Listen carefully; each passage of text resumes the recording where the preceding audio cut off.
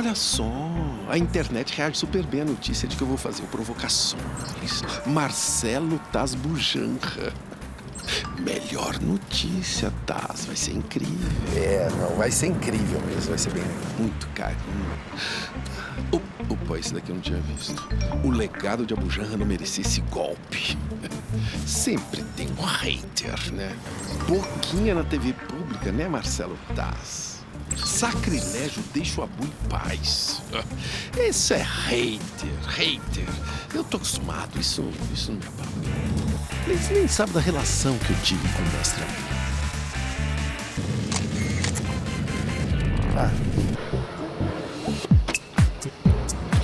Eu aprendi uma coisa fundamental com Antônio Abujanra. O que é a vida? A vida é minha e eu estrago ela como eu quiser.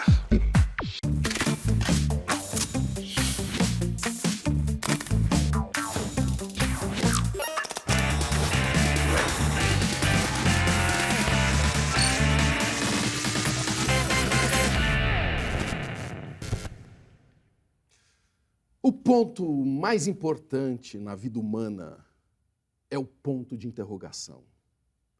A busca pelo desconhecido é o que nos faz ir adiante. Por isso que, porque sim, não é resposta. Provocações.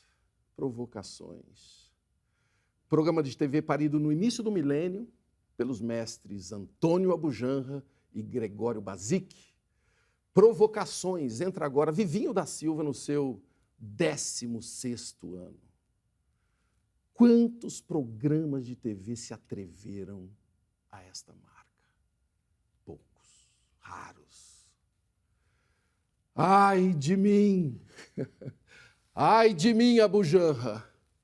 Tremendo de medo aqui diante da tarefa colossal e necessária de idolatrar a dúvida e iluminar as mentiras sinceras que interessam. Medo. Eu não tenho medo de reconhecer esse sentimento baixo que definitivamente não faz parte do vocabulário do meu convidado de estreia.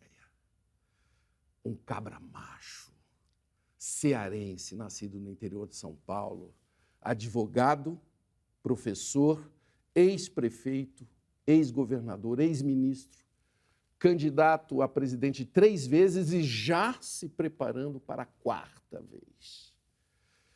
Ele é Ciro Gomes. Bem-vindo, Ciro. Obrigado pela generosidade de estar na estreia desse estreante em provocações. Eu que agradeço, Marcelo. Acho que o Brasil todo está de parabéns por você ter aceito esse desafio, que não é pequeno, mas eu tenho segurança que você vai fazer desse espaço aqui uma coisa ainda mais instigante do que o grande Abujanra sempre conseguiu fazer. Mas vamos sair dessas boas maneiras, Ciro, porque é o seguinte... Vamos às provocações. Eu falei de medo. Do que você tem medo? De cobra. Ufa, que bom saber disso. Não, eu tenho pânico de cobra. E é a única coisa que me amedronta. Porque a gente olha para você e acha que você não teria medo de nada, né? Esse cara é destemido. Não tenho, não. De cobra? Logo cobra? Assim. Cobra, vá lá entender por quê. Né? O que é... Portanto, eu sei o que é medo. O que é o medo? O medo, na verdade, é uma coisa humana necessária desde que ele venha com a capacidade de superar. Então, o medo é o outro lado da prudência. Né? Prudente eu sou. Né? Talvez por tanto conflito, tanta confrontação, tanta briga, né? Eu aprendi imediatamente ao medo trazer a prudência, mas reagir. E o medo, ele desperta no ser humano, ou em qualquer animal, a adrenalina. E a adrenalina prepara você para atacar ou fugir. Como o meu ramo não permite muito fugir, eu ataco. Que bom que você avaliou, que você entra, às vezes, em muitas disputas, Ciro, porque aqui, no Provocações, você ganhou já uma eleição, sabia? Não? Eu perguntei, quem deve ser o primeiro entrevistado? Só deu você. Aliás, com uma hashtag muito curiosa, Cirão da Massa. Essa é a minha turma. Você gosta Eu gosto do bastante. Cirão na Massa? Gosto bastante. Nós aproveitamos esse sucesso que você tem nas redes sociais para ouvir vocês aí do outro lado. E a pergunta foi, o que é pavio curto? É para eu responder? Por favor. Veja, pavio curto é, tirando do fato para a metáfora, não é? É uma bomba que demora pouco para explodir. Então, a ideia de que o pavio tem que ser um pouco longo para que quem acenda tenha um tempo para escapar. E essa é a figura que se quer fazer de mim, e isso é muito lisonjeiro, Marcelo, porque eu já estou inteirando 40 anos de luta na vida pública. Você mesmo resumiu aí, governador, prefeito, deputado, ministro 2 vezes e tal. Nunca respondi por um inquérito, nem sequer para ser absolvido. À altura dessa, só o que se pode dizer de mim, porque eu sou indignado. E isso eu sou indignado. E às vezes as pessoas acham que eu estou falando sem pensar. Não estou, não. Vamos falar um pouco mais desse temperamento. 17 anos atrás, te perguntaram qual o papel da sua mulher, você respondeu que falou sem pensar. Na mesma hora, você consertou essa sua fala, falou que tinha sido, enfim, uma infelicidade. Mas a mídia e os adversários, uma parte da mídia, né? E os adversários gostaram dessa sua escorregada e essa história ficou. Toda a campanha ela volta, né? Que você falou que o papel da mulher era dormir com você. Ainda mais vejam que mulher é essa que eu tenho o privilégio de conhecer esse amigo, Patrícia Pilar. Imagina se esta mulher, alguém iria falar com ela e ela iria aceitar esse tipo de coisa. Mas até hoje tem gente falando nisso. O que esse episódio te ensinou? Veja, me ensinou muita coisa mesmo, porque o ambiente onde eu vivo não é um ambiente honesto, é um ambiente desonesto. Por regra, é um ambiente desonesto. E eu fui editado. Foi uma grande bobagem, já me desculpei por isso, e não custa nada me desculpar sempre que alguém lembrar, que é a única resposta para quem fala uma bobagem daquela. Mas, na verdade, eu vinha de uma sequência em que eles programaram a mesma pergunta. E eu sempre respondia, ela é tudo para mim, e é uma inteligência privilegiada, é minha parceira, é minha companheira, é meu amor, etc. Além do mais, fiz a besteira de falar, aí zangado, editaram. Agora, isso não é... E aí você aprendeu o quê? É isso que eu queria entender. Hoje mais malícia, você pensa mais mais antes malícia, de falar? Claro. Tanto que para recuperar uma coisa dessa, precisa ir há 17 anos atrás. Se você é candidato, é porque quer ser. E se você quer ser, isso é um aprendizado. Veja, eu tinha 30 e poucos anos, eu tenho 61 agora. Né? Não é brincadeira, Mas você continua candidato, né? Não, eu posso ser candidato. Evidentemente, com a minha experiência, não posso, de um lado, mentir dizendo que não quero ser. Já fui candidato 3 vezes. De outro lado, sabendo o que vem por aí, você vê uma alta combustão, um alto incêndio. Não sei o que vai escapar. O Rousseau, um filósofo suíço, falava que os que falam muito sabem pouco e os que sabem muito falam pouco. Quem resumiu melhor foram os originais do samba, aqui de São Paulo, que falaram: falador passa mal, rapaz. Ciro, você é falador? Eu só tenho por ferramenta de luta, Marcelo, a minha língua. Então, veja, um filósofo dizer isso está de bom tamanho. Um ditado popular dizer isso também está de bom tamanho. Mas um político cuja tarefa é formar opinião, é organizar o movimento, ele tem que falar. Ele não escapa da língua. Não tem perigo, porque senão se omite. Olha só, no próximo bloco, dai-me coragem, Santa Clara, porque o papo vai ser política raiz.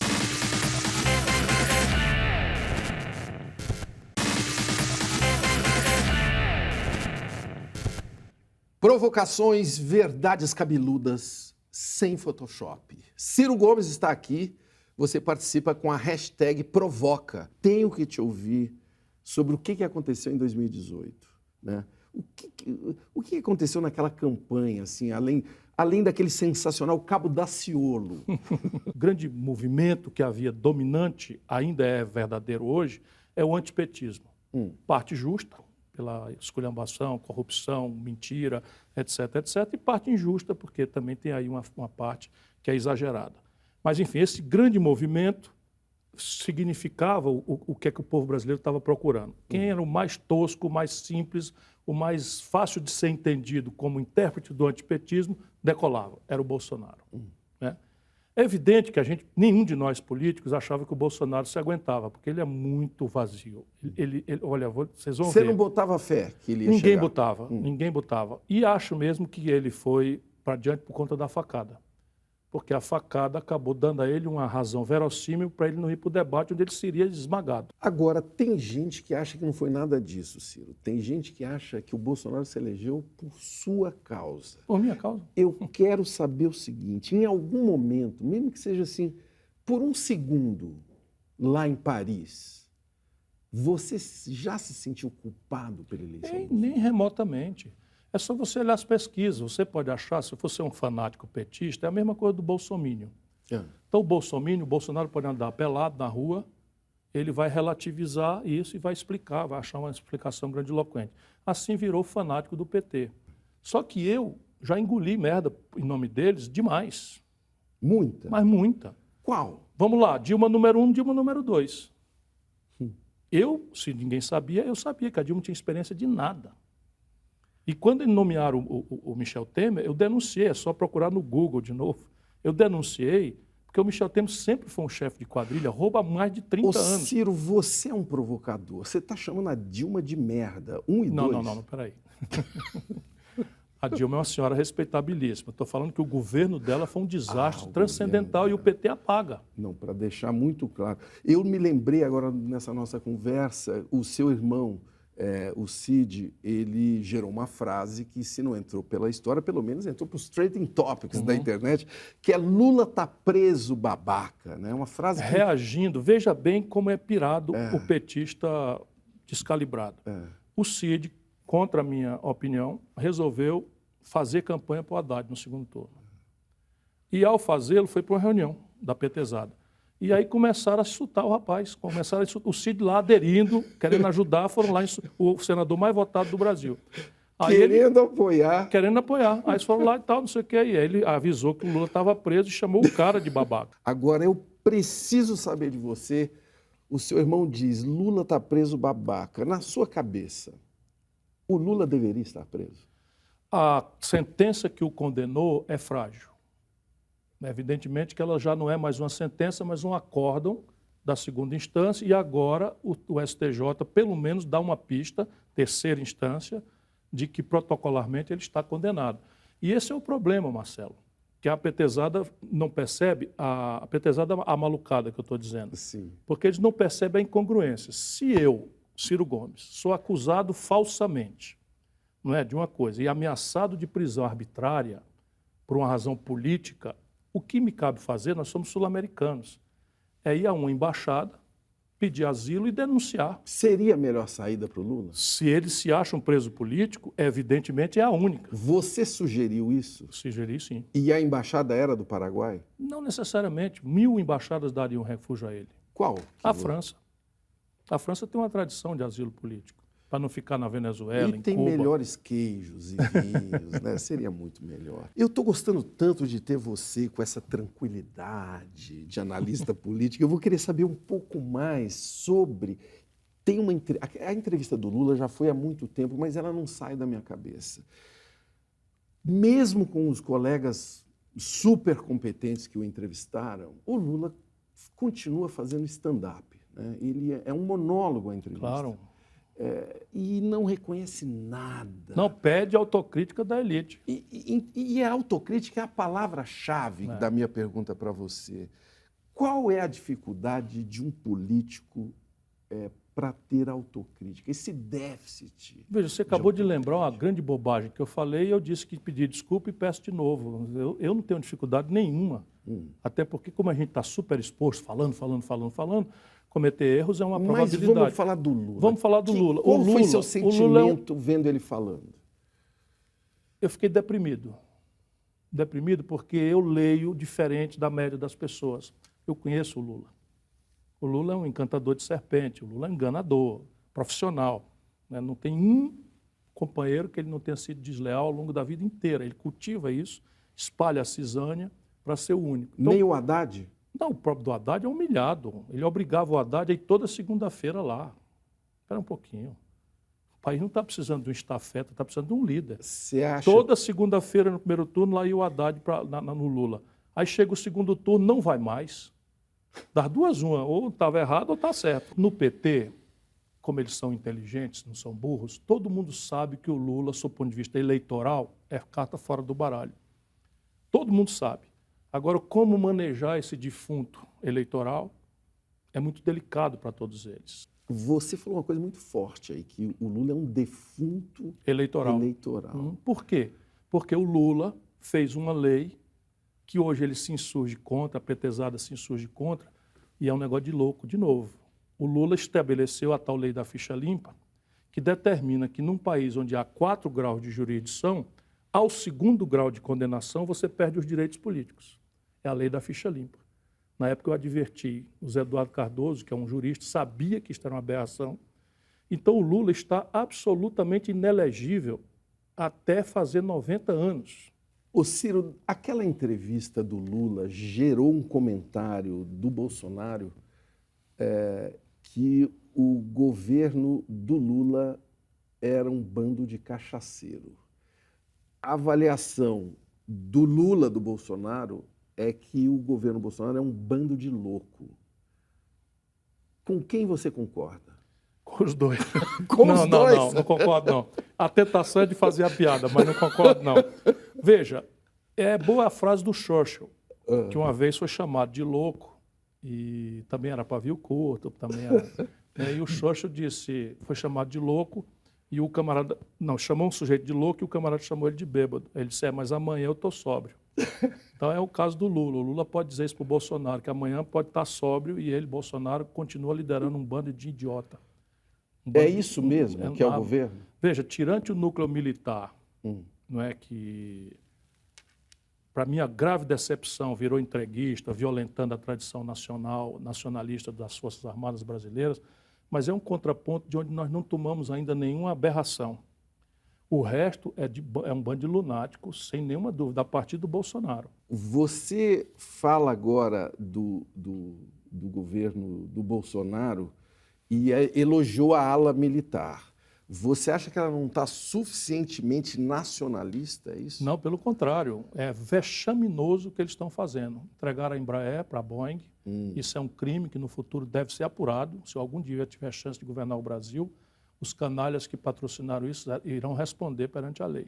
Então, veja, a Embraer acabou de desenvolver um supercargueiro chamado KC-390. Muito bom esse avião. Acabou de fazer um acordo inédito na história do capitalismo mundial, de fazer um caça Gripen, com 100% da tecnologia transferida para cá com a Saab da Suécia. E só esses 2 mercados aqui, nós estamos falando de 30 bilhões de dólares. Eles venderam a Embraer por 5 bilhões de reais, o valor equivalente ao que se pagou pelo Hotel Copacabana Palace. São os canalhas. Isso é propina.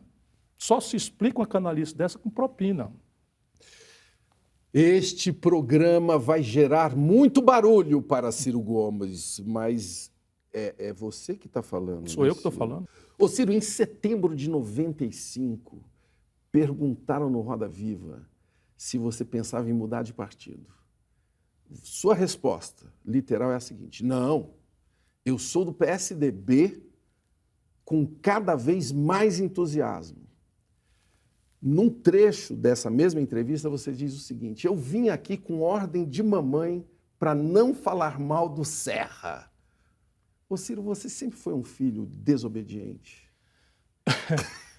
Quase sempre, assim, mas sempre negociando a desobediência. Mas veja, a minha vida partidária é uma tragédia. Eu ajudei a fundar o PSDB. Foi o primeiro e único governador eleito pelo PSDB no ano 90, naquelas eleições. Você se arrepende? Mas não, é porque o Fernando Henrique jogou tudo na lata do lixo e fez o oposto de tudo que a gente tinha lido, escrito, proposto e falado. Então, quando eu estou ali animado com a possibilidade de um partido social-democrata, moderno, sério, sem contemporização com a corrupção, veja no que deu. E por que você tinha todo esse entusiasmo com o PSDB? Porque era o que o Brasil precisava, continua sendo. O Brasil precisa de um partido que tenha projeto, que tenha ideia. Se você bem olhar, o PT é uma moldura para a personalidade exuberante do Lula. Não tem projeto de nada. Passaram 13 anos no poder, não meteram um dedinho de reforma. Nem na Previdência, nem no sistema tributário, nem nada. Zero, nada. Por simetria com o que você acabou de falar, dá para dizer o mesmo do PSDB, a moldura para o Fernando Mesma Henrique? coisa. mesma coisa. Tanto que nunca mais ganhou uma eleição nacional.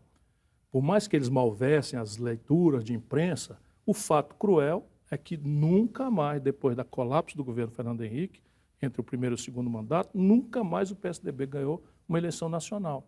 Eu acho que o Fernando Henrique não vai ficar muito feliz de ouvir você falando isso. É fato, pode até não gostar, mas o fato é que ele enterrou a ideia do PSDB. Vocês nunca mais se encontraram? Não, a gente encontra, eu cumprimento, tudo. E cumprimenta assim com... Eu faço questão de cumprimentá-lo, porque acho que o Fernando Henrique é respeitável como pessoa. Né? Agora, o governo dele foi um desastre para o país. Rola um climinha. Pinta um clima. Eu estou aqui conversando com um provocador, mas no próximo bloco a coisa complica. Nós vamos levar essa conversa para um lado mais pessoal. Até onde a intimidade e a elegância de Ciro que vocês estão vendo aqui neste programa vai permitir esta conversa. Você pode participar da nossa conversa com a hashtag Provoca. Até mais.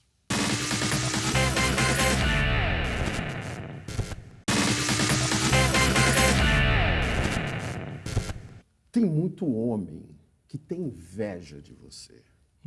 Você poderia diminuir essa inveja dando dicas para eles. Como é a vida de um símbolo sexual? Eu vou perguntar para alguém. Eu acho que a coisa mais sensual que existe é o cara estudar. Acho que as mulheres que são interessantes, elas dão valor a quem estuda. Rapazes, o cara é um craque, hein? Hein, pessoal? É só isso. Eu acredito que e sim. um sorriso ajuda também. O sorriso ajuda sempre. Ô Ciro, o que você provoca nas mulheres?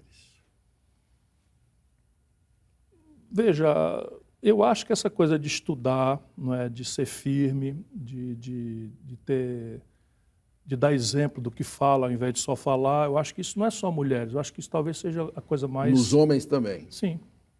A maioria esmagadora das pessoas são jovens, as pessoas que estão comigo hoje. Isso é o que mais me agrada, inclusive. Você consegue ouvi-los? Consigo, permanente, todo dia. É evidente que daquela forma fragmentária. É difícil ouvir? Às vezes, sim. Né? Você tem que falar não sei o quê, vai lá no Marcelo, não fala do PT. Isso foi hoje. Não fala do PT. Eu vou falar o que ele perguntar. Ele então. desobedeceu a mãe e não vai desobedecer o pessoal que está em volta dele. Bom, agora é uma hora mais fácil deste programa, Ciro. Por razões óbvias, eu vivo cercado de crianças que não esquecem do professor Tibúrcio. Preparado? Sim.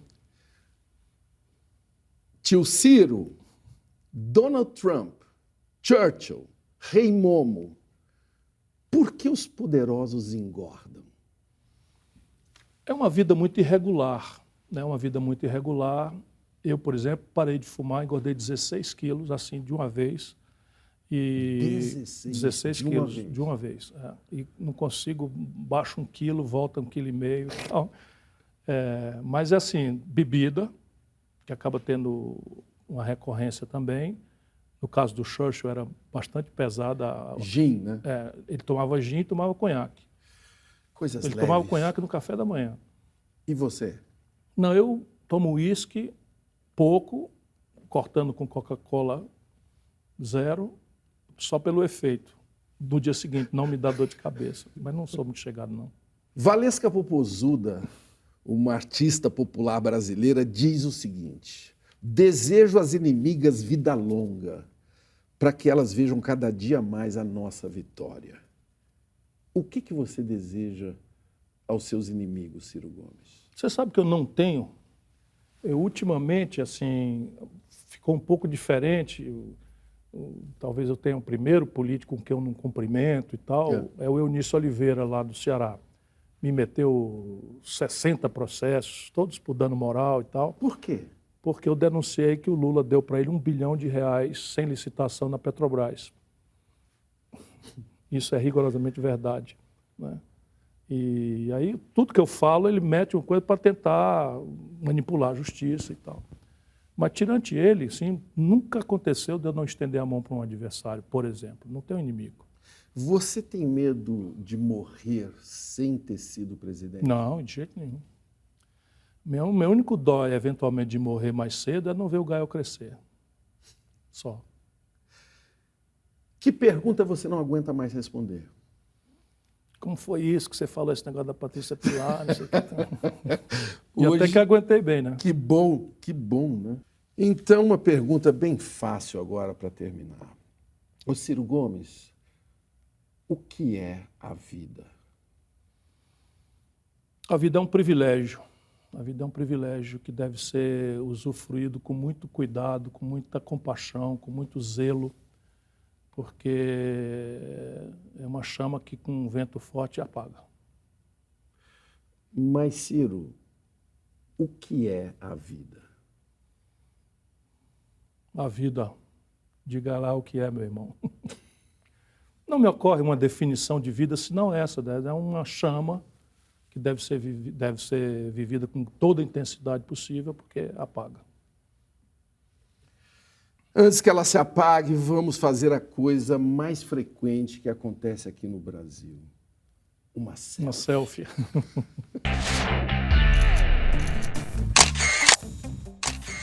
Ô Ciro, quem você vê quando você tira uma selfie? Um cara bem intencionado, isso não tenho dúvida nenhuma. Eu? 2, então. Ciro, obrigado. Obrigado a você, Marcelo. Obrigado a Sucesso aí você, nessa nova obrigado, etapa. querido. Obrigado pela confiança de vir na nossa estreia. Você aí do outro lado ficou em dúvida? Era a ideia. Continue participando com a hashtag Provoca. Até semana que vem. É.